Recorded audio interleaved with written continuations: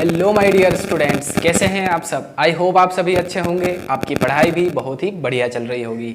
आज के वीडियो में यूनिट 7 पी ब्लॉक एलिमेंट्स का एक मोस्ट इंपॉर्टेंट क्वेश्चन हम करने वाले हैं। आज हम पढ़ने वाले हैं white phosphorus and red phosphorus में डिफरेंस, और ये आपकी एनसीईआरटी का जो एक्सरसाइज क्वेश्चन है उसमें भी है ना। ये टॉपिक आपकी एनसीईआरटी के एक्सरसाइज क्वेश्चन में है, ठीक है। तो प्लीज गाइज फुल फोकस के साथ में, फुल कंसंट्रेशन के साथ में आपको एंड तक ये वीडियो देखना है ना। आपको white phosphorus and red phosphorus में जो डिफरेंस है बिल्कुल इजीली चुटकियों में क्लियर हो जाएगा आज, ठीक है।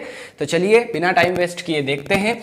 सबसे फर्स्ट पॉइंट लिखा है व्हाइट फॉस्फोरस में। देखिए सबसे पहली बात मैं आपको बता दूं कि व्हाइट फॉस्फोरस जो है ना, ये व्हाइट फॉस्फोरस और रेड फॉस्फोरस, ये फॉस्फोरस जो है उसके एलोट्रोप्स होते हैं, ठीक है। तो white phosphorus, red phosphorus, black phosphorus भी होता है ना। तो आज हम white phosphorus and red phosphorus में डिफरेंस पढ़ने वाले हैं। अब व्हाइट क्यों और रेड क्यों, है ना, क्योंकि देखिए ये जब प्योर स्टेट में रहता है तो इसका कलर व्हाइट होता है, और जब जल जाता है क्योंकि ये बहुत ज्यादा एक्टिव है ना, रिएक्ट करता है, तो इसीलिए ये जलने के बाद में येलो कलर का दिखाई देता है। बट अगर प्योर स्टेट में है तो व्हाइट कलर का होता है। और ये जो रेड फॉस्फोरस है ये रेड पाउडर्ड फॉर्म में होता है ना, डार्क रेड कलर होता है इसका। सो इसीलिए इसको रेड फॉस्फोरस कहते हैं और इसको व्हाइट फॉस्फोरस कहते हैं। चलिए फर्स्ट पॉइंट देख लेते हैं।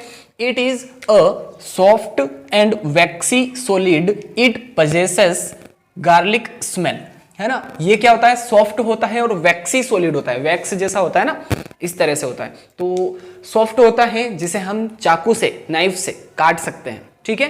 तो सॉफ्ट होता है, वैक्सी सॉलिड होता है, और इसकी जो स्मेल है वो गार्लिक के जैसी होती है। गार्लिक बोले तो लहसुन, है ना, तो लहसुन की जैसी, गार्लिक की जैसी इसकी स्मेल होती है। चलिए रेड में क्या लिखा है, रेड फॉस्फोरस में, it is a hard and crystalline solid without any smell, है ना। यहां पर जो रेड फॉस्फोरस है ये हार्ड होता है, इतना सॉफ्ट नहीं होता है, इसको हम चाकू से कट नहीं कर सकते, काट नहीं सकते हैं। तो ये हार्ड होता है और क्रिस्टलाइन सॉलिड होता है, ठीक है। हार्ड होता है, क्रिस्टलाइन सॉलिड होता है, और इसकी कोई स्मेल नहीं होती है, कोई स्पेसिफिक स्मेल नहीं होती है इसकी, ठीक है। इसकी स्मेल गार्लिक जैसी होती है। चलिए नेक्स्ट लिखा है इट इज पॉइजनस, और ये क्या होता है, इट इज नॉन पॉइजनस, ठीक है। ये पॉइजनस होता है, ये नॉन पॉइजनस होता है। थर्ड है it is insoluble in water but soluble in carbon disulphide, CS2 means carbon disulphide, है ना। ये वाटर में सोल्यूबल नहीं होता है बट कार्बन डाइसल्फाइड CS2 में सोल्यूबल होता है, CS2 कार्बन डाइसल्फाइड में घुल जाता है ये इजीली, ठीक है।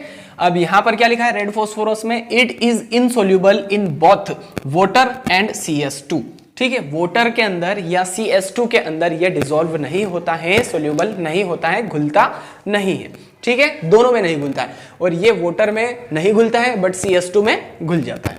चलिए नेक्स्ट लिखा है it undergoes spontaneous combustion in air, ठीक है। देखिए जैसे कि मैंने आपको पहले ही क्लियर कर दिया था कि व्हाइट फॉस्फोरस बहुत ज्यादा एक्टिव होता है, रिएक्ट करता है ना। तो ये अपने आप लिखा है स्पॉन्टेनियस, अपने आप जो एयर है, हवा है, उसमें जलने लगता है ना, बर्न करने लगता है, जलने लगता है, ठीक है, क्योंकि बहुत ज्यादा रिएक्टिव है, ये एक्टिव है, ठीक है। तो ये हवा के साथ में जलने लगता है, अपने आप जलने लगता है। फिर यहां पर क्या लिखा है, it is relatively less reactive, है ना, ये इसके कंपैरिजन में थोड़ा सा कम रिएक्टिव होता है, लेस रिएक्टिव, ठीक है। चलिए नेक्स्ट पॉइंट लिखा है अनस्टेबल एट ऑल टेम्परेचर्स, है ना, सभी टेम्परेचर पर अनस्टेबल होता है, ठीक है, स्टेबल नहीं होता है ये, ठीक है।